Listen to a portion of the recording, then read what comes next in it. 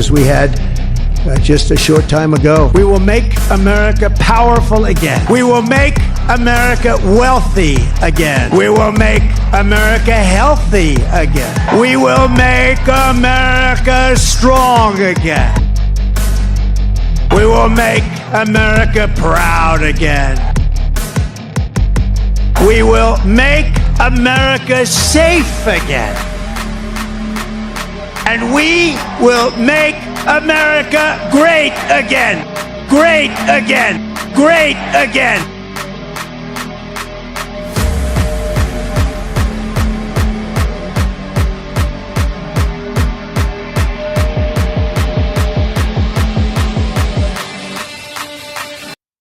Hey guys, good morning and welcome to the American Tribune Live. It is Thursday, May 15th. I appreciate you joining me today. And I always say this at the end of the podcast. I'm going to make sure I say it up front right away.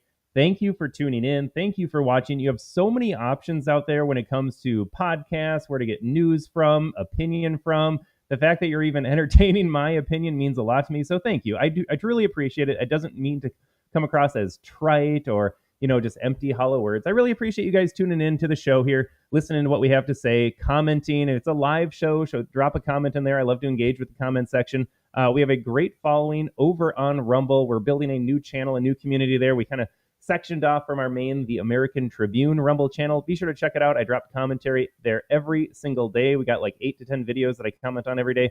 Every Friday, we do a live podcast. My business partner and I do, Jason Robertson from Freedom from the Press. But this is the American Tribune Live with Todd Peterson, separate Rumble channel, separate podcast here. And again, thanks for tuning in. And to those of you that have subscribed and given super chats and whatever Rumble calls their thing, we're in the Rumble studio here. I know YouTube calls it a super chat. I appreciate that as well. So thank you for viewing. Thank you for your financial support of the program here. Folks, there is a lot going on this week. I know we could say that every single day with Trump in office here and the lies that they're spreading. Today, no video clips. Today, I'm just going to kind of talk about my thoughts on some things that are happening here. Like I always do, I'm going to promise a shorter show. And again, I have no video clips to go off of here, but I imagine we'll fill some airtime all the same here. Just want to touch on the news of Derek Chauvin potentially getting pardoned first before we dive into SCOTUS. SCOTUS is hearing the arguments for and against birthright citizenship today, so we are going to tackle that as well. It needs to go. It needs to be eradicated. I stand with Donald Trump on saying that the language in the 14th Amendment never meant for illegals and children of immigrants to be given citizenship here. It's absurd that we've made it this far here. But again, I voted for Donald Trump to do exactly this. Donald Trump is delivering on all of the promises he's made. We've never seen a politician follow up on so many campaign promises before. It's just yet another reason why Donald Trump is simply the best president this country has ever had.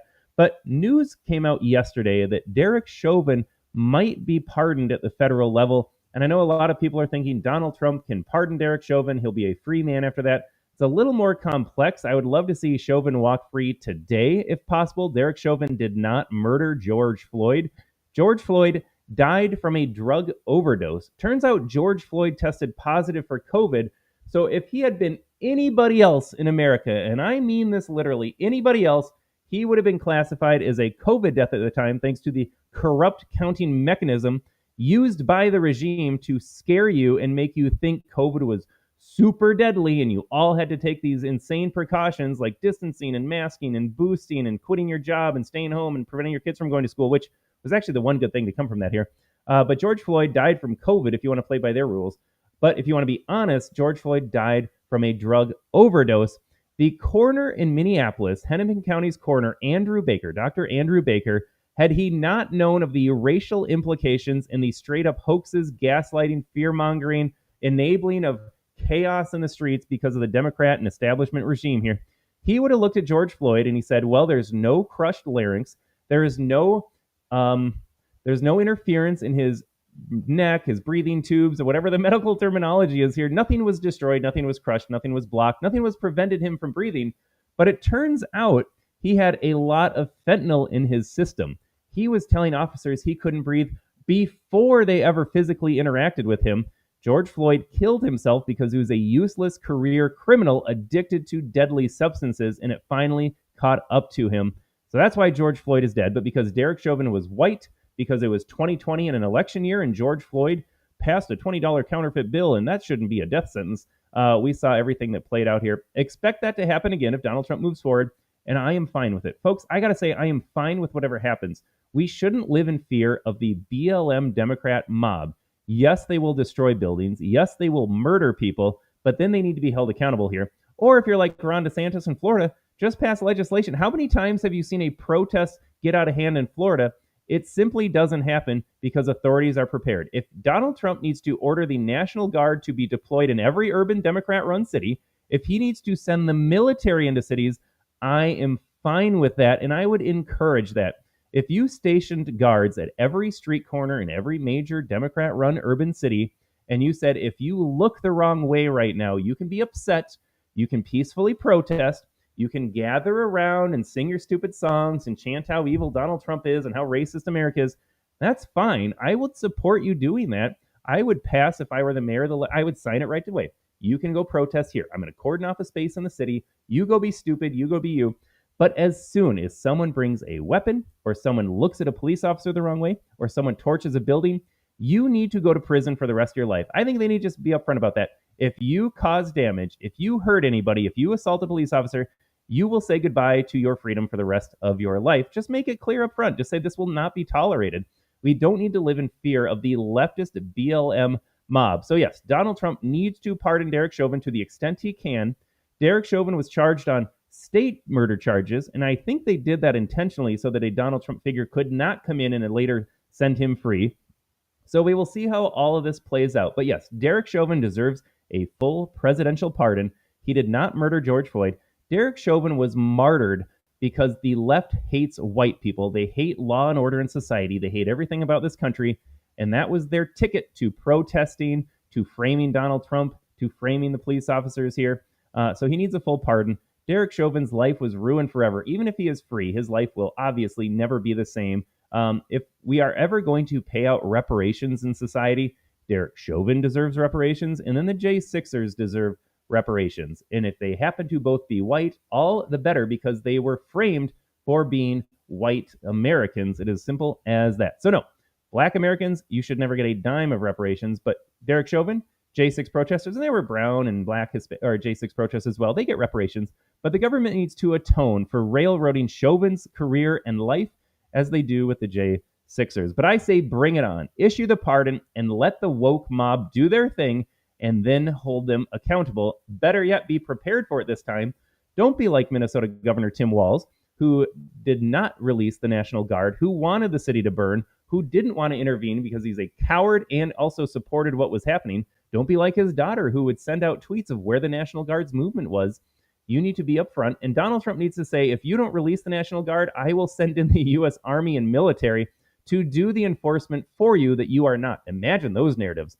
And yes, people are thinking, oh my gosh, the American military deployed domestically, this is not good. He's a tyrant, he's a fascist.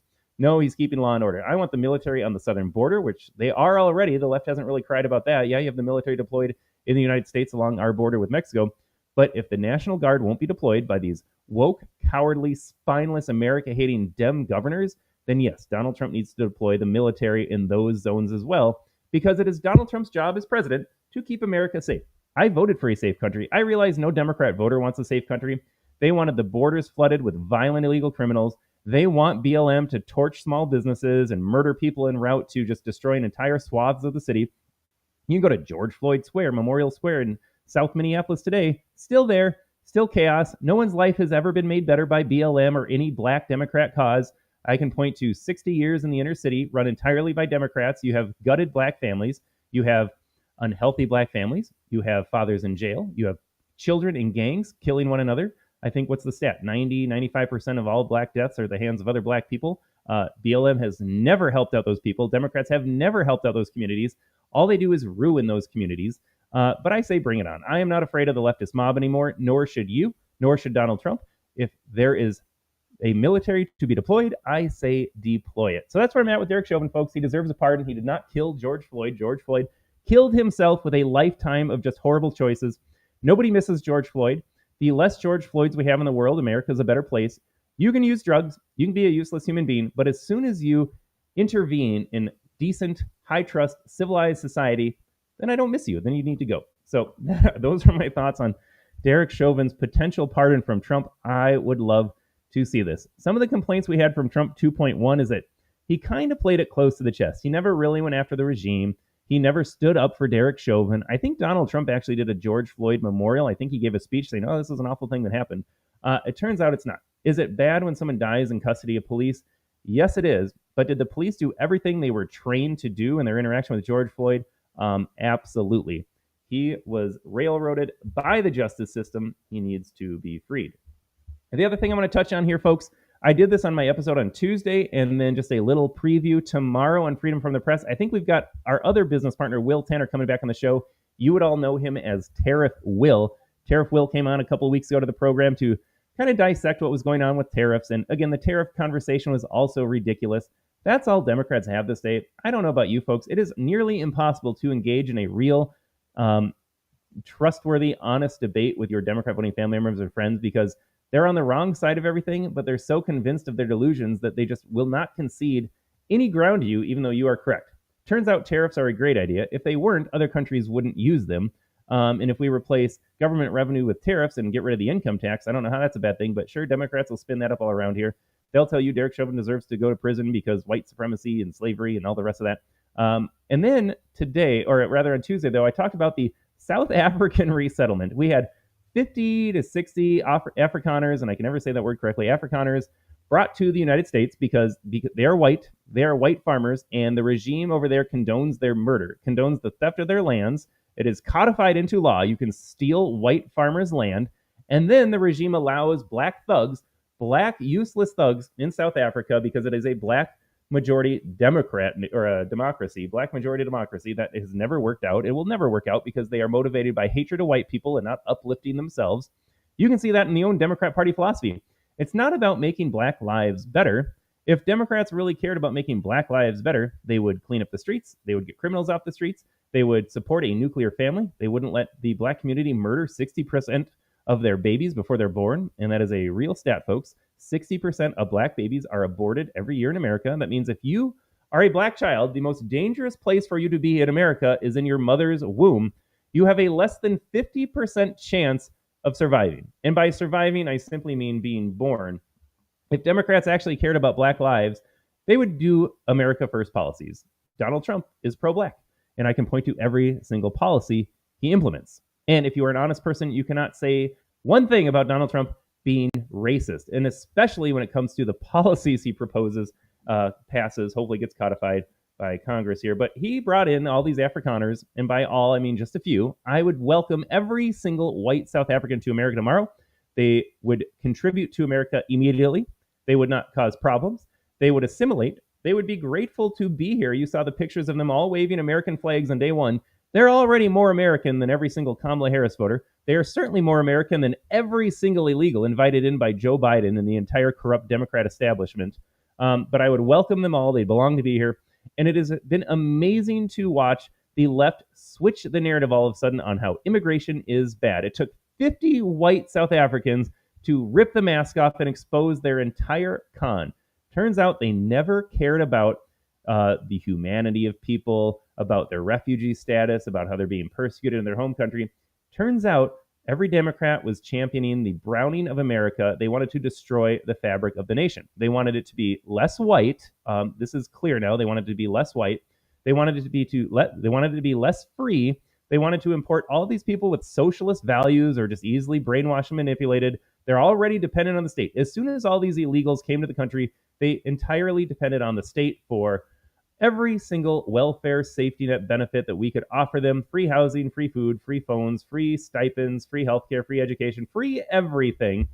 Where I live in Minnesota, where I've lost count of how many Somali refugees we have now. They all have nice cars. And even if it's just a used minivan, it's like, I know they didn't pay for that. Government money paid for that. I would like a new vehicle. I'm running on 3 beaters at this point, and I don't want to pay for a new car. No, it's not Donald Trump's fault that tariffs are making car prices more expensive. Guess what, folks? Cars were already outrageously expensive, but all these Somalis are driving their minivans in St. Cloud and Minneapolis and every other white rural community in Minnesota free of charge. They get everything. Do you think they're going to vote against that? Do you think they're going to vote for a limited government Republican, America First Republican? I doubt it. They're going to vote Democrat for the rest of their lives because they know who butters their bread. But you bring in 50 of these white immigrants that don't need the government, don't want the government, are grateful to be here, and it turns out they don't want to resettle them. The Episcopal Church. You'll remember the Episcopal Church because that's who Marion Bundy represented. Marion Bundy was the woke female pastor delivering that cathedral sermon when Donald Trump, J.D. Vance had been elected. They go to the D.C. cathedral. Then she's there. Donald Trump, you need to be nice to the trans, and you need to be nice to the illegals and the immigrants. We're a nation of immigrants, Donald Trump. Be nice to the immigrants. And her same Episcopal Church is saying, we will not help resettle these white Afrikaners because it goes against our morals. And they actually use the word morals. Like I said, I don't have any clips today here. You can go to the American, I don't know if it's up on the American Tribune or the Christian Tribune. We operate two websites. I think it's the Christian Tribune, actually. Got that article up today, got that video commentary up today on our other Rumble channel, the American Tribune. But he's saying, no, it goes against our morals to help resettle them. You're the entity that would receive hundreds of millions of dollars to resettle every single human being on Earth. But as soon as 50 whites come from another country here that will readily assimilate into the country and don't need your services to begin with, that's a bridge too far for these people. So the mask is off. Turns out they never cared about immigrants. They cared about importing voters. They wanted illegals here for just a handful of reasons. None of it had to do with giving them a better life and no human is legal. Turns out they just wanted illegals here to be counted in the census so that the states, blue states specifically, we get more apportionment in the House of Representatives, because if you have more people in your state, they divide that number up and you say, okay, you get 20 seats, 25 seats, whatever the case may be, illegals counted in that census. So Democrats get more representation, illegal representation, by the way. They don't get to vote, but they're going to be counted in the census and then be counted for apportionment and the Electoral College, which essentially undermines you as the American citizen, your vote, your voice, your power. So that's already a sham. Donald Trump needs to change that system permanently. They wanted permanent voters for Democrats. So the plan has always been to naturalize them. They're playing the long game on this, bring as many folks in as we can as possible. And at some point, we'll get a Democrat president and they will all be naturalized. And they will all be naturalized because Democrats know that those people will vote for them. That would eliminate every single swing state. That would make every future election blue, because half this country, half the whites in this country are too brainwashed and too stupid to realize that the regime hates them. You think you're safe. It's like these white allies during BLM, like, hey, I voted for Democrat. I think George Floyd was murdered. Do you think the BLM thugs cared who you voted for? They saw white skin. If you're a white Democrat voter, you're like, I'm a good person. I voted for Joe Biden and Kamala Harris. Do you think those illegals are going to ask you who you voted for before they rape your daughter and murder your family? Do you think they're going to ask, hey, now that we're in charge and it's a white minority country and we're in power, blacks and browns, do you think they're going to turn around and be like, raise your hand if you voted Democrat here, we'll make sure that we carve out some exceptions? Not at all. They hate you. They are lying to you to get your vote, and you are too stupid to figure that out yet. Just wait, though. Yeah, keep voting Democrat, white Minnesota, and see how that works out for you as we get more Somalis in here, as we get less white. And again, not to make it a race thing all the time, but folks, whites are the last group that are allowed to be tribal. Every other community sees their in-group first. And again, this is a natural development. We have always been tribal. They always talk about, oh, politics are so tribal. No, it turns out most people are tribal by their group, by their race, by their ethnicity, by their religion. Whites are the only group that don't see it that way, and it's been good for America to be like that. And it would work out like that in America had we not imported so many non-whites. But because every other non-white sees their in-group first, because they are so tribal, whites are going to have to rally around one another. I don't see any other way around it. Doesn't mean you can't be a good person if you're black. Doesn't mean you can't be a good person if you're brown. Doesn't make you a good person if you're white. Again, I live in Minnesota. It's mostly white. Most of these people are idiots. Most of these people are insane. They vote for everything that works against their self-interest here. So I can tell you a lot of examples. I'll point to every single white Democrat voter in Minnesota. It doesn't make you a better person. So it can be nuanced, but they're making it much harder to be nuanced when every other group is out for themselves first. Whites are going to have to wake up. White people are going to have to wake up and see what is really happening here. The left is motivated by anti-white hatred. They don't care if you voted for Trump or voted for Harris. They see you as white, not a Democrat, not a Republican, as white, and you are the enemy. Why do you think they say white supremacy is bad? Oh, we need to eliminate whiteness. We need DEI. Do you go to an interview and they say, hey, who'd you vote for? Did you vote for Kamala Harris? Well, okay, then you're an ally. You'll get bonus points. Like, they don't see it that way. They see you as white. So that's a crazy story right here. Suddenly immigration is bad. Don't you love that we had to live through 4 years of 20 million illegals storming the country, and all it took were 50 white immigrants for the left to completely do a 180 on that entire story. But folks, the last thing I want to cover today here is birthright citizenship. And again, I want to give a shout out to the viewers. Folks, it is a live show, so drop some comments in the chat below. I did title the show correctly. I had a great show on Tuesday. We had a lot of fun with it, but I copy-pasted incorrectly here, and the title was wrong. And I think people are like, I don't want to listen to that story. I want to see what's going on with the white Afrikaner debate. So we are correctly titled today. We are talking about birthright citizenship needing to be overturned by SCOTUS. And folks, we got to back up to January 20th, 2025, Donald Trump's inauguration. He passed, and I'm going to pull up this. I'm going to read it for a second here. He passed this executive order. He signed it, rather. And yeah, good luck getting that codified by the legislature. Has the House-led, the Republican-led House or the Republican-led Senate done anything to codify Trump's agenda yet? The answer is no. So 4 months into Trump's presidency, I wanted Mike Johnson out of the way. I said, I don't care who's speaker. I don't want to do this debate here. I don't want this battle. Trump said Mike Johnson's good enough. He endorsed him. Vote for Mike Johnson. Get him in the speakership role. Move forward and let Donald Trump do his thing. I was fine with all that. But at some point, these guys need to get off of their hands. Let's start working on behalf of the American voter here on the Trump agenda. But this executive order, January 20th, protecting the meaning and value of American citizenship. The Trump admin writes, Section 1, purpose. The privilege of the United States citizenship is a priceless and profound gift. The 14th Amendment states, all persons born or naturalized in the United States and subject to the jurisdiction thereof are citizens of the United States and of the states wherein they reside. That provision rightly repudiated the Supreme Court of the United States' shameful decision of Dred Scott v. Sanford, which misinterpreted the Constitution as permanently excluding people of African descent for eligibility for U.S. citizenship solely based on their race. Notice how Donald Trump can acknowledge that Dred Scott was wrong. I mean, we should all be able to acknowledge that was wrong, but they're saying, here's the historical foundation of the 14th Amendment. It had to correct that wrong. Dred Scott said blacks are not citizens. They're not entitled to that. Dred Scott, even though he was in a free state, a free man, had to be returned to his slave owner in Missouri because the Constitution didn't protect his human rights. I mean, human rights is a whole separate story, but you get the idea on that one. So the Trump admin continues in this fantastic executive order.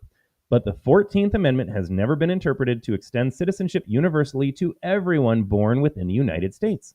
The 14th Amendment has always excluded from birthright citizenship persons who were born in the United States, but not, quote, subject to the jurisdiction thereof, end quote. And folks, that's what the entire argument is going to hinge on today as the U.S. Supreme Court hears arguments and shortly decides on that. I imagine we'll get a ruling later this summer here. I'm going to reread the entire passage from the 14th Amendment. It says, all persons born or naturalized in the United States and subject to the jurisdiction thereof are citizens of the United States and of the states wherein they reside. That clause right there where they have commas and it says, and subject to the jurisdiction thereof, the Trump administration is making the argument that you have to be subject to the jurisdiction. In other words, already have every other right within the United States, i.e. you are already a U.S. citizen. I'm going to continue with the Trump admin here. Consistent with this understanding, the Congress has further specified through legislations that, quote, a person born in the United States and subject to the jurisdiction thereof, end quote, is a national and citizen of the United States at birth, generally mirroring the 14th Amendment's text. And there's a lot to read here, folks, but it's important. Among the categories of individuals born in the United States and not subject to the jurisdiction thereof, the privilege of the United States citizenship does not automatically extend to persons born in the United States. Number one, when that person's mother was unlawfully present in the United States and the father was not a United States citizen or a lawful permanent resident at the time of said person's birth. Or two, when that person's mother's presence in the United States at the time of the said person's birth was lawful but temporary, such as, but not limited to, visiting the United States under the auspices of the visa waiver program or visiting on a student, work, or tourist visa, and the father was not a United States citizen or lawful permanent resident at the time of said person's birth. The Trump admin is making this case very plain to see. If you are reading the Constitution, if you are reading the full text, it seems pretty obvious that the 14th Amendment was never intended to give citizenship to whomever dropped a baby in U.S. soil. It was always for U.S. citizens. And again, the 13th, 14th, and 15th Amendments addressed the issue of black slaves specifically. That is it. 13th Amendment. All former slaves are now U.S. citizens. You are free. 14th Amendment, I'm guaranteeing your rights now. You have full access to the laws and protections of the U.S. Constitution and U.S. laws. 15th Amendment, oh, folks, you're going to make me go off the top of my head here from history class. I was a history major and a history teacher here. I better read that one really fast as well. I think that had to do with voting, right? The 15th Amendment to the United States, ratified in 1870, prohibits denying or abridging the right to vote based on race. Oh, folks, I barely saved that one. So 15th had to do with voting. And yes, I understand that Jim Crow did poll taxes and grandfather clauses and all that stuff, but very obvious that 13, 14, and 15 addressed the issue of emancipated slaves. I don't even know, although you read the text and it's like they might have had an idea, like we could see this getting abused by illegals. I mean, immigration was different back then. If you came here, basically you were here. There were no government handouts, there were no government programs, there were no NGOs. Basically, people came, and if you weren't sick or unable to contribute on your own, you were allowed in. I mean, people forget too that Ellis Island was like, we turn people away if they are sick, if they are incompetent, if they are retarded, if they are unable to work or be productive or contribute to the United States. Folks, back then, they're always like, oh, we're a nation of immigrants. Yeah, we were a nation of immigrants, and we only accepted the good ones. We turned people away at Angel Island on the west or Ellis Island on the east coast. That was part of the process. You can't be useless and come into this country as an immigrant. And once you were here, good luck, you're sinking or swimming. You would move into a crappy apartment building on the East Coast. You might go settle west, build your own house, farm your own land. You were on your own. There was no such thing as welfare, EBT, SNAP, WIC, Social Security. There was nothing. You were on your own. You relied on your immigrant community, and people settled in various places based on their ethnicity. Where I live in Minnesota, we had a lot of Scandinavians come our way, a lot of Germans come our way, Pennsylvania, a lot of Germans go their way. But they were on their own. They built their own communities. They relied on one another. They helped one another. They built something from nothing. And if you want to make that claim, then fine. Let's let everybody sink or swim. Why are illegals getting everything free all of a sudden? Why is Tim Walz championing the fact that if you're an illegal immigrant in Minnesota, you get free healthcare, and I'm paying $400 per paycheck because I had to get health insurance in the private market because I am self-employed? Why don't I get free healthcare, Tim Walz? And I am not advocating for socialized healthcare. I don't think a single person in America should be on government assistance healthcare. You go do you. You go find a job that has benefits, or you work hard and pay for yourself. But especially the illegals in Minnesota, and he's up there saying, like, look at us, we take care of people. All he's doing, folks, again, I got to go back to what I said before. All Tim Walz is doing, all these Democrats are doing, is encouraging people to come to their state so that when they're naturalized, it's even more of a Democrat stronghold. This has nothing to do with people. If they cared about people, they wouldn't make them dependent on the government. I can't think of something worse than saying you're oppressed, you're a victim, and now you're dependent on the government here. You are stripping people of their humanity and their dignity. How about people go out and work, give purpose in their life? How about you allow fathers to take pride in supporting their family? But Democrats want none of that. They want none of it. But birthright citizenship, folks, as the Trump argument, as the Trump executive order makes perfectly clear, there's that, tricky little section right there, the subject to the jurisdiction thereof. And then I got to say this about the Supreme Court. I have repeatedly said, if you watch my videos on the American Tribune, when we do daily commentary for the articles up on our website, theamericantribune.com, you can be one of two things at this point in society. You can be a Democrat-appointed judge, or you can be a judge that upholds the Constitution, statutes, laws, precedents. It's one or the other. You cannot be a Democrat-appointed judge and support the Constitution. That is how I know that the three Dem-appointed justices on the court, you got Sotomayor, you got Kagan, and you got the DEI Ketanji Brown Jackson, they will all say that no, the Constitution, even though it says to the subject jurisdiction thereof, what that means is you're an illegal and you have due process because you can't deport people, and they still have rights too, and they need to be protected all the same. So I mean, you all know this. I know this. You know this. The Supreme Court's lib justices will ignore the text of the Constitution. Let me count up how many words that is. Subject to the jurisdiction thereof. 1, 2, 3, 4, 5, 6. 6 words that my 4-year-old could understand better than these lib justices at this point. But again, that's not the point to say that they're misunderstanding and misinterpreting. They are simply ignoring it because they have their own religion they worship. When we use the word woke a lot, woke is overused nowadays, but woke is a religion to these people. That is their entire worldview. Just like you believe Christ died for your sins and rose from the dead, these people believe in everything woke. They believe in DEI. They believe that America is a racist country. They believe we're a nation of immigrants so long as those immigrants are brown and poor and socialist and will vote Democrat. When it comes to 50 white immigrants, that's a problem. That's a bridge too far because then you have the problem. You got the white stuff coming in. What will hinge on this ruling is where do the Republican appointed justices come from? And when I say Republican appointed, you got John Roberts, who was appointed by Bush. You've got the disappointing Brett Kavanaugh and Amy Coney Barrett. Brett Kavanaugh was ruined forever in the insane trials when he was accused of the worst kind of sexual assault you could imagine. They made it up entirely. Kamala Harris created kind of her national figure by just blatantly lying about Brett Kavanaugh to his face. I mean, the back and forth from those hearings is wild. I think we've done some videos on that. We've dropped some videos on that as well. But Brett Kavanaugh was destroyed forever. He is never going to stand up for what is right again because he is terrified of the slander that will come his way. An assassin almost got to his house. They've got to Brett Kavanaugh. So I don't know how he's going to decide. So that makes it 5-4 all of a sudden. And then if you got Amy Coney Barrett might be the worst of the three Trump appointments. Gorsuch has been pretty solid. I mean, Alito and Thomas are always correct. So you got 3 in the bank for abolishing birthright citizenship. So it hinges really on Kavanaugh and Amy Coney Barrett. I got to say, folks, Amy Coney Barrett, who adopted 2 Haitians, and she thought that was a reason enough to be like, I'm not a racist, I adopted Haitians. She, I believe, supported the vaccine mandate. So there's that. And I hate to say that she's a woman, too. And she's going to be dictated, I think, by her feelings. Like, no, we're a nation of immigrants. I think she believes that crap. No, we're here to take care of everybody. I think she believes that crap, too. So I don't know, folks, if this ruling goes against the Trump administration, it's going to be because, I mean, there are 3 justices on there that are a coin flip. Roberts, Kavanaugh, and Coney Barrett. I am not a trained lawyer. I am simply an American citizen who knows how to read and knows how to think for himself.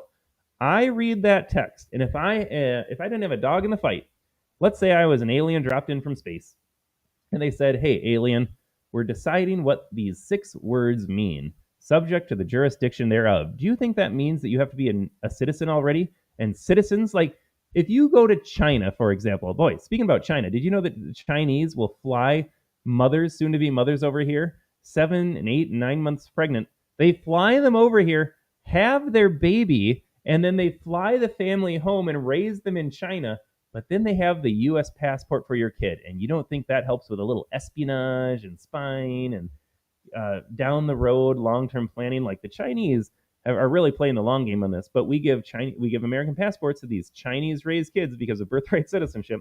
But if you're in China, are you subject to the U.S. Constitution? Of course not. You're subject to the CCP's laws. So why would we give a Chinese national who just comes here for a week to drop a kid and then flies home and raises their kid in China, if they're not subject to the jurisdiction of China, why are they subject here for the week? It doesn't make any sense. So no, as an alien just dropped in with no dog in the fight, I'd be like, well, this doesn't make sense that the left is championing this. Like, if we're reading the text, then I guess we're going to rule in favor of Donald Trump's administration because his argument is pretty solid and sound. But the left, again, it's not about misinterpreting. I do have to make this point again. It's not about misinterpreting what the text says. It is simply about advancing their agenda. They hate you for being white. They hate everything about this country and the personal freedoms that it inscribes in the Constitution, and at least the notion of freedoms and limited government. I realize that we are well past that. I mean, if Donald Trump really wants to talk tough, let's get rid of Social Security. Let's get rid of Medicare. Let's get rid of most of the government. Department of Education, not nearly enough. Let's get rid of all these stupid departments in the federal government level. Let's return to the 10th Amendment, where states can operate themselves. Turns out you have the 10th Amendment, and you have 50 sovereign republics, and you have 50 states that already have all these things. Minnesota has a Department of Education. Why do we need a federal Department of Education? Turns out you don't. Turns out you lose matching tax dollars, though. That's all this comes down to. They want the tax dollars redistributed back to them. I don't want that. I want to pay less taxes. I want to live in a state where I decide how it's operated. And unfortunately, I live in Minnesota for other reasons other than politics. And so I'm stuck with my 10% state income tax, stuck with the doubling of my property taxes since I bought 8 years ago. And I'm stuck in a state where Tim Walz could take my child away from me if they say that they're a boy one day. This just in, though, my 2 young girls will never say that because that thought won't even cross their mind because they're not going to the government communist training camps.